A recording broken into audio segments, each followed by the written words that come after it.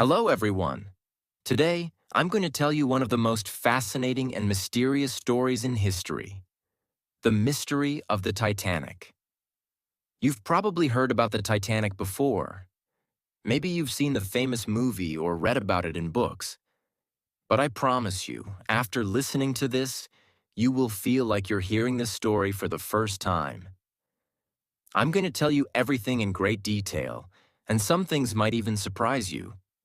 So, sit back, relax, and let's dive into the world of the Titanic. By the end of this story, you will not only learn about the Titanic, but also improve your English skills. The Titanic was not just a ship. It was a dream, a symbol of luxury, success, and human achievement. Let's go back to the early 1900s when ships were the main way to travel across oceans. At that time, two shipping companies, White Star Line and Cunard Line, were competing to build the best and most luxurious ships in the world.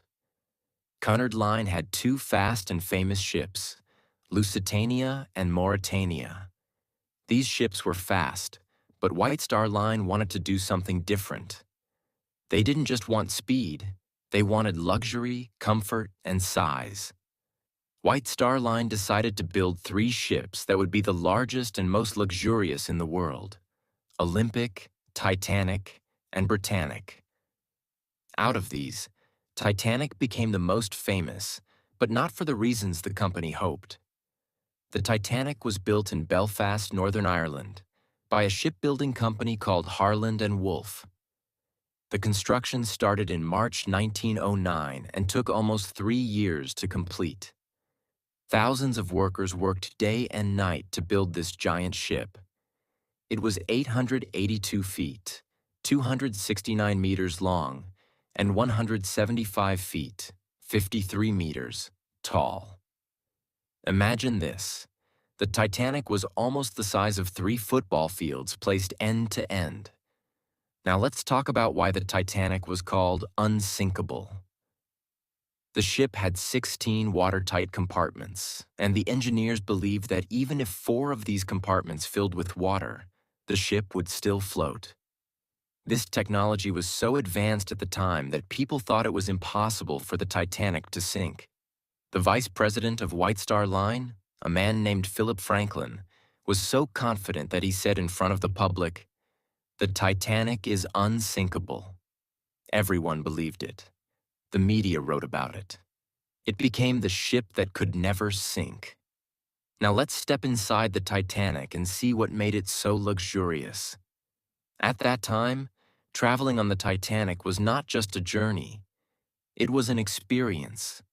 The ship's interiors were designed to look like a 5-star hotel. In fact, many people said that the Titanic was even better than the best hotels in the world. The wood paneling on the walls was carved by hand and polished to shine. The stained glass windows sparkled in the sunlight. There were 2 grand staircases, and one of them, the first-class grand staircase, became iconic. It was decorated with iron railings, gold details, and a beautiful glass dome above it. This staircase connected several decks and was where wealthy passengers would gather to show off their expensive clothes and jewelry. The Titanic had more than just beautiful rooms. It had facilities that were rare for ships at that time.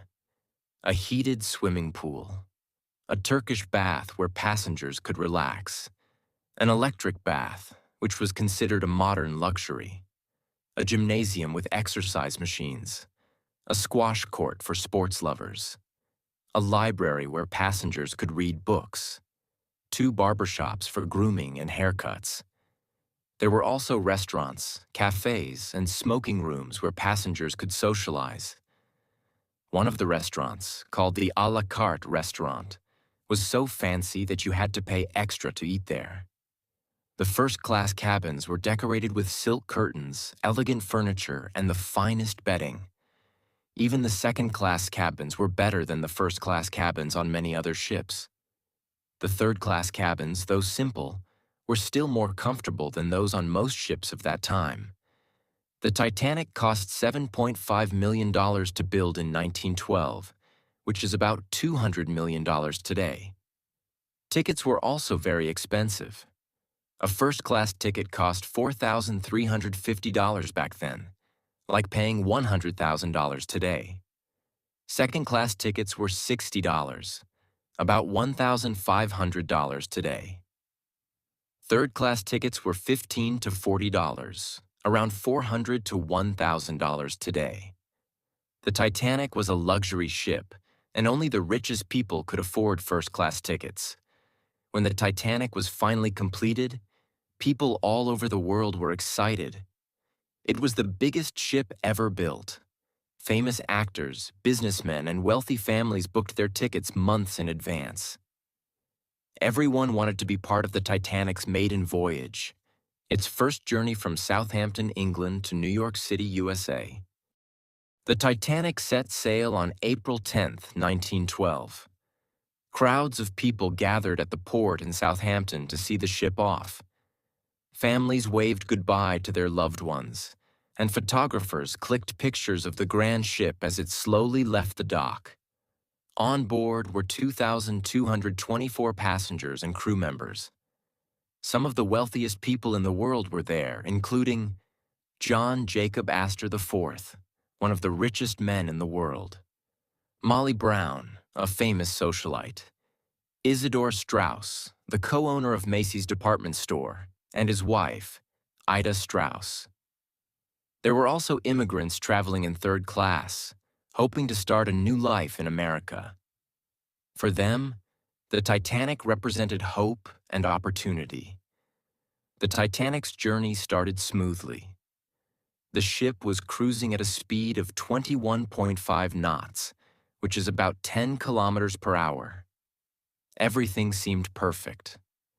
Passengers enjoyed the luxurious facilities, relaxed in their cabins, and dined in the elegant restaurants.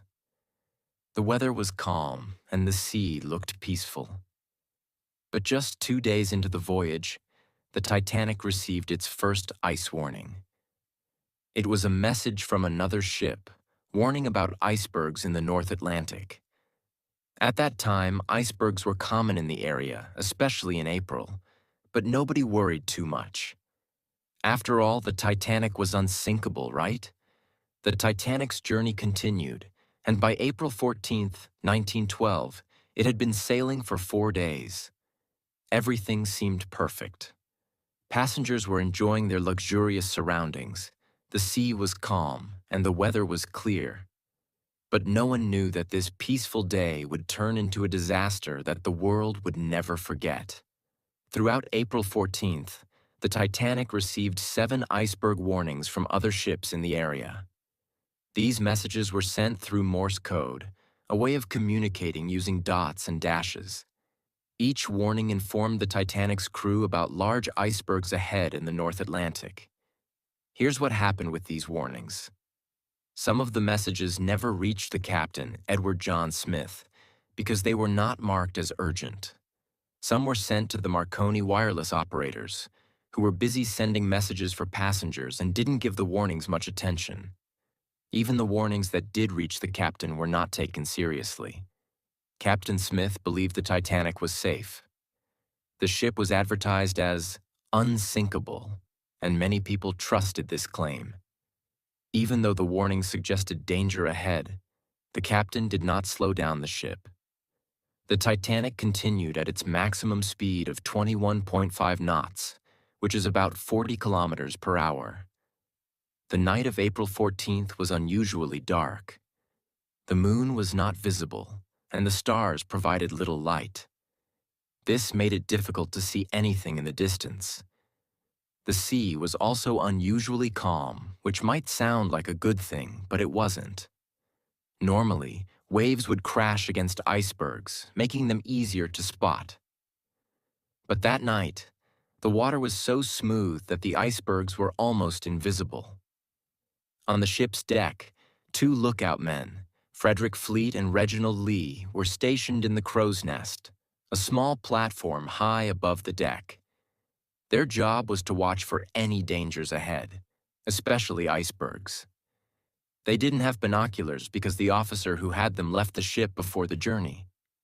and forgot to hand them over. This made their job even harder. At 11:39 p.m., everything changed. Frederick Fleet, sitting in the crow's nest, saw something dark and massive directly in front of the ship.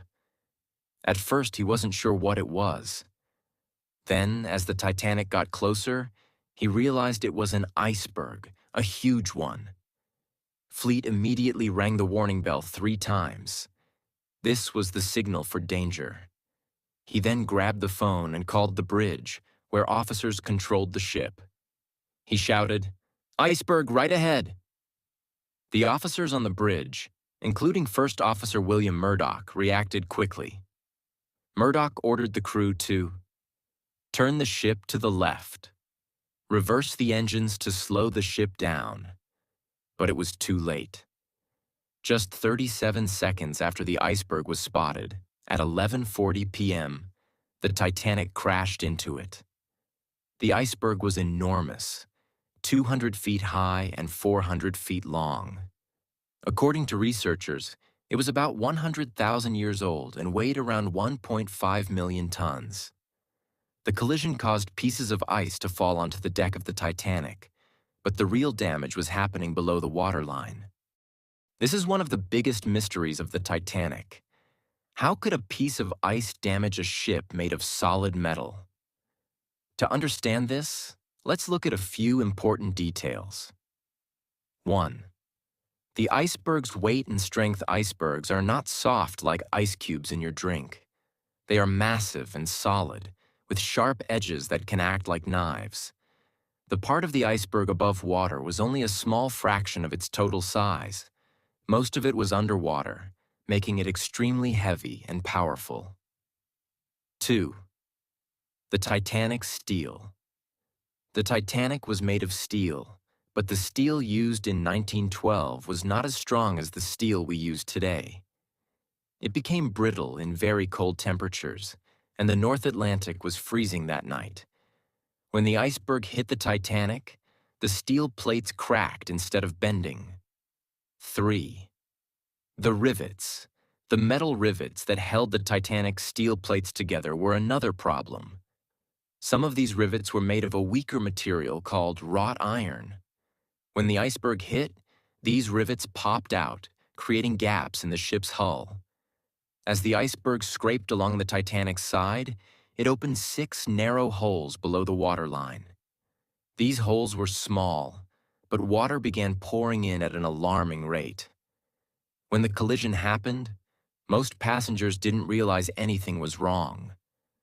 Some people felt a slight jolt, while others heard a grinding noise as the iceberg scraped along the ship. In the first-class dining room, a few people joked, "What was that? Did we hit something?" In the engine room, however, the crew knew the situation was serious.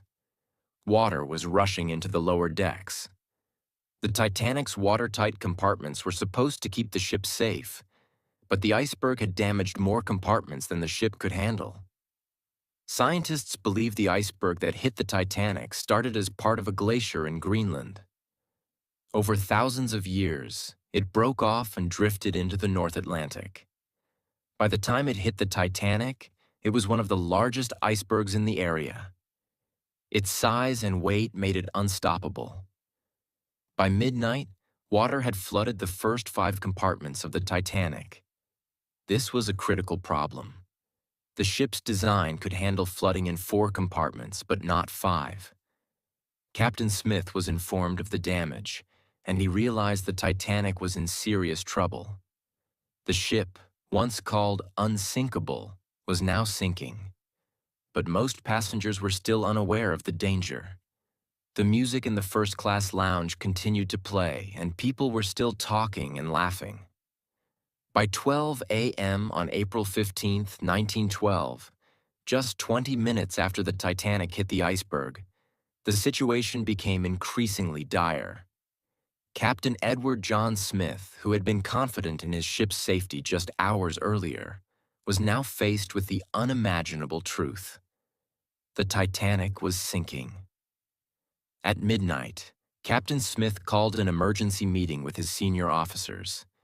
He gave them clear orders. Start lowering the lifeboats. Send distress signals to nearby ships. Calm the passengers and avoid creating panic. The Titanic was equipped with 20 lifeboats, but these were not enough for the 2,224 people on board. The lifeboats had space for only about 1,178 people, which meant more than 1,000 people would have no chance of survival. This was a design flaw, as the ship was built to carry more lifeboats, but the company decided not to include them to keep the decks spacious and aesthetically pleasing. As the crew began lowering lifeboats, the Titanic's wireless operators, Jack Phillips and Harold Bride, started sending distress signals using Morse code. They used the call sign CQD, which meant Come Quick Distress. Later, they also used SOS, the new international distress signal that was easier to recognize. One of these distress signals was picked up by the RMS Carpathia, a passenger ship about 58 miles, 93 kilometers away. The Carpathia's captain, Arthur Rostron, immediately ordered his crew to change course and head toward the Titanic. The Carpathia could travel at a maximum speed of 17 knots, but even at full speed, it would take 4 hours to reach the Titanic. Meanwhile, other ships like the SS Californian were closer but did not respond in time. The Californian's wireless operator had gone to bed and didn't hear the distress calls. As the crew lowered the lifeboats, confusion and fear spread among the passengers. Most people didn't understand how serious the situation was. The Titanic was still brightly lit, and the band continued to play cheerful music to keep everyone calm. In first class, some passengers hesitated to leave their luxurious surroundings. They thought the lifeboats were just a precaution. In third class, passengers faced a much harder time. Many were trapped in the lower decks and struggled to find their way to the lifeboats. Language barriers made it even worse, as many third-class passengers were immigrants who didn't speak English. By 12:30 a.m., the first lifeboat was lowered into the freezing Atlantic Ocean. It had space for 65 people, but only 28 passengers were on board. This was a common pattern throughout the night. Many lifeboats left the Titanic half empty because passengers didn't believe the ship was sinking or thought they'd be safer staying on board. As water continued to pour into the Titanic, it became clear that the ship's watertight compartments were not enough to save it. These compartments were designed to keep water contained, but they only extended partway up the ship. Once the water reached the top of these compartments, it began spilling over into the next ones. By 1:30 a.m., the bow, front of the Titanic was fully underwater. The ship began to tilt forward, and panic spread among the passengers. As the lifeboats filled and were lowered, the passengers faced another deadly threat: the icy water. The temperature of the North Atlantic that night was -2 degrees Celsius, 28 degrees Fahrenheit, cold enough to cause hypothermia within minutes. Most passengers and crew who entered the water without a lifeboat did not survive. The Titanic had 2,224 people on board, but only 705 survived, most of them in lifeboats. At around 2:15 a.m., the Titanic's situation reached its breaking point, literally. The weight of the water flooding the ship caused immense pressure, and the Titanic began to crack. Here's how it happened. The bow was already underwater, pulling the ship downward. The stern, back of the ship was lifted high into the air. The stress on the middle section of the ship was too much, and the Titanic broke into two pieces. The two halves of the ship sank separately. The bow plunged to the ocean floor first. The stern floated for a few moments before also sinking. At 4 a.m., 2 hours after the Titanic sank, the RMS Carpathia finally arrived. The crew immediately began rescuing survivors from the lifeboats. The Carpathia's crew worked tirelessly to pull people from the freezing water. Many survivors were in shock, crying, or suffering from hypothermia. Some were too weak to climb aboard and had to be lifted with ropes. By 8:30 a.m., all survivors had been rescued, and the Carpathia set course for New York. The survivors left behind the wreckage of the Titanic and the bodies of more than 1,500 people who had perished. After the Titanic tragedy, the world wanted answers. How could such a grand and unsinkable ship sink? Why did so many lives get lost? As investigations began, one shocking controversy came to light: the mysterious role of another ship, the SS Californian, which was just 37 kilometers, 20 miles away from the Titanic when it sank. The SS Californian, a British steamship, was sailing in the North Atlantic on the night of April 14, 1912, the same night the Titanic struck the iceberg. Unlike the Titanic, the Californian wasn't rushing to make headlines. It had stopped for the night because of ice warnings and was surrounded by icebergs. Its engines were off, and it was stationary in the cold, quiet ocean. At around 11 p.m., the crew of the Californian spotted a large ship in the distance. This was the Titanic. From their deck, they could see the lights of the enormous vessel. When the Titanic began sinking, its crew launched rocket flares into the sky as a distress signal. These white flares were visible for miles and were meant to alert nearby ships that something was wrong. The crew of the Californian saw these flares. One of their officers, Second Officer Herbert Stone, reported to his captain, Stanley Lord, that he had seen the rockets. Stone also noted that the large ship appeared to be stopped. However, Captain Lord dismissed the situation, assuming it was nothing serious. He believed the ship might be holding a party or celebration, which was not uncommon for wealthy passengers. One of the most critical mistakes made by the Californian was turning off its radio, wireless, for the night. The wireless operator, Cyril Evans, had gone to bed at 11:30 p.m., shortly before the Titanic began sending distress signals. This decision proved catastrophic. If the Californian's radio had been on, its crew would have heard the Titanic's SOS calls and could have responded immediately. The ship was close enough to reach the Titanic in time to rescue hundreds of passengers who later died in the freezing water. The question remains: could the Californian have truly saved lives? Distance. The Californian was 20 miles away, a distance it could have covered in about 2 hours. While it might not have arrived before the Titanic sank, it could have rescued many people from the lifeboats in freezing water. The Titanic sank at 2:20 a.m., and the Californian could have reached the site by 2:30 or 3 a.m., far earlier than the RMS Carpathia, which arrived at 4 a.m. Even saving 100 or 200 more lives would have drastically reduced the scale of the tragedy. The controversy surrounding the Californian led to significant changes in maritime practices. 24/7 radio operators. Ships were required to keep their wireless radios manned at all times to ensure no distress signals would go unheard. Clear signals. New guidelines were introduced for distress flares, making it clear that rockets in the night sky always meant danger, not celebrations. Responsibility to investigate. Ships were instructed to investigate any unusual activity, such as flares or nearby vessels appearing stationary. Captain Stanley Lord's reputation was permanently damaged by the inquiry. Lord spent the rest of his life trying to clear his name, but the controversy followed him until his death in 1962.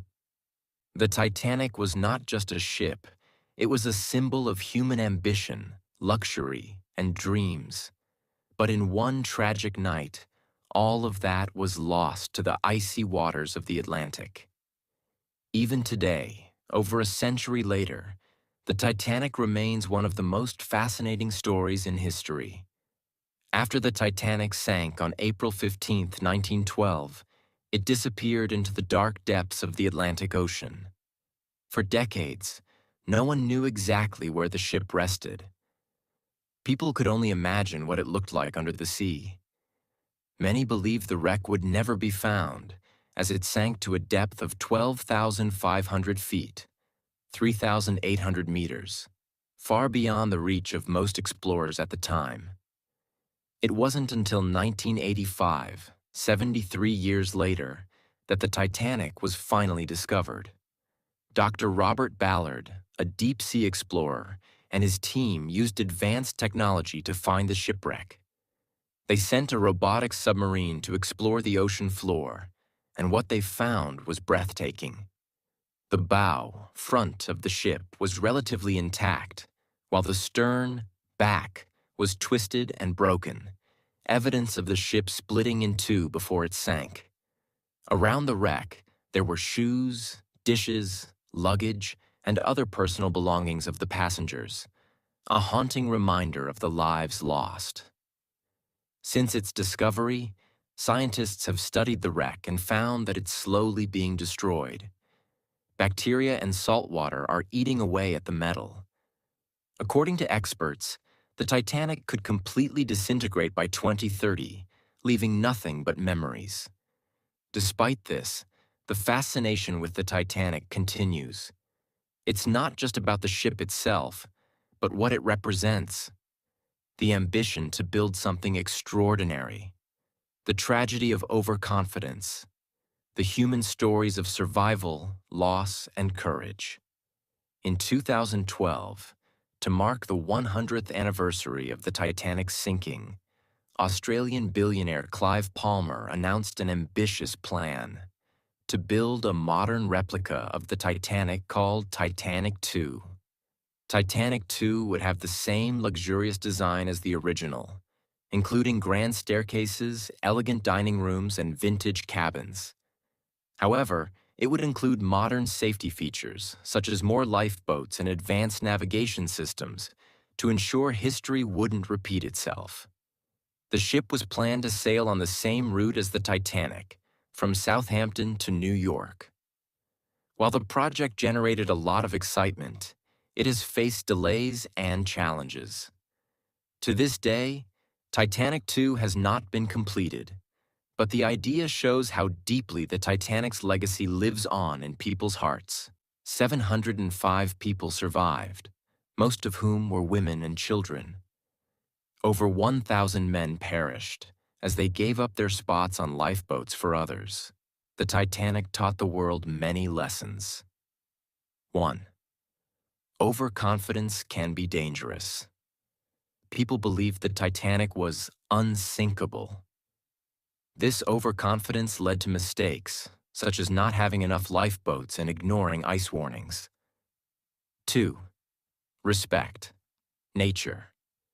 The iceberg was a reminder that nature is powerful and unpredictable. Even the most advanced human creations can be humbled by the forces of nature. 3rd, plan for the worst.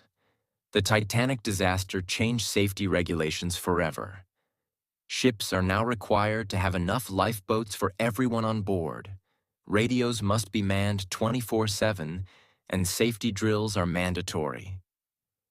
The Titanic's story is a mix of glamour, tragedy, and mystery. People are drawn to it because it feels like a cautionary tale about human ambition and arrogance. The ship's wreck at the bottom of the ocean is like a time capsule, preserving a moment in history. But more than anything, it's the stories of the people on board, their bravery, sacrifices, and humanity that keep the Titanic alive in our hearts. The Titanic story is not just about loss, it's about learning and growing. Here's what we can take away. Never give up. The survivors of the Titanic faced unimaginable trauma, but many went on to rebuild their lives. Their resilience is an inspiration to us all. 2. Always be prepared. Life is unpredictable. Whether it's a shipwreck or a personal challenge, being prepared can make all the difference. 3. Learn from mistakes. The Titanic's tragedy led to new safety standards that have saved countless lives. Mistakes are not the end. They're opportunities to grow and improve.